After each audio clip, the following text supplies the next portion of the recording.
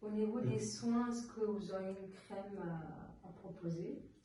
Alors, moi, pour la plupart de mes chirurgies, je conseille aux patientes d'appliquer de la vaseline sur les cicatrices le premier mois. C'est-à-dire que à la fin de l'intervention, je mettrai des stéristrips, et lorsque ces stéristrips seront tombés, lorsque ces tout petits pansements qui collent la cicatrice seront tombés, vous pourrez commencer à appliquer de la vaseline. La vaseline, elle permettra d'éviter que votre cicatrice ait des croûtes, et elle permettra de l'hydrater également. Donc ça, c'est pour le premier mois. À la fin du premier mois, la cicatrice, elle est complètement cicatrisée, elle est étanche, elle est imperméable, elle est solide. Vous pourrez commencer à masser cette cicatrice, et donc pour aider les massages de la cicatrice, vous avez différents types de crèmes qui peuvent être efficaces. La crème du laboratoire La Roche-Posay Cicaplast est très efficace, c'est une des crèmes que je prescris le plus souvent. Vous avez également le Bioil, c'est une huile qui est assez hydratante, et donc ça permet vraiment d'apporter au sein de l'hydratation, et donc d'éviter que la peau elle sèche.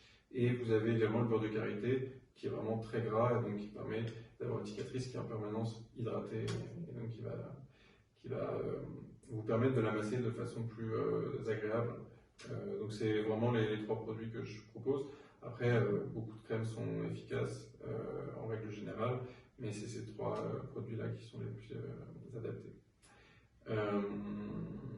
Mais le plus important, c'est le massage des cicatrices. Avec ou sans crème, le plus important, c'est le massage des cicatrices, et aussi le massage de la poitrine, mais qui sera à commencer en général autour de 3 semaines après l'intervention. Parce que le premier mois, la poitrine, elle reste assez gonflée, et donc un massage peut être un petit peu désagréable le premier mois.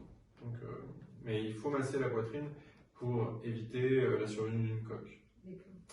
Le massage permet de prévenir la survenue de la coque. La coque étant l'enveloppe qui se crée autour de l'implant, qui s'épaissit et qui devient très dure. Donc, autour de l'implant, il y a une enveloppe qui se crée de façon physiologique, qui s'appelle une capsule périprothétique. Et lorsque cette capsule s'épaissit, ça donne une coque. Et donc, pour éviter cette survenue de coque, il faut bien masser la poitrine. Très bien.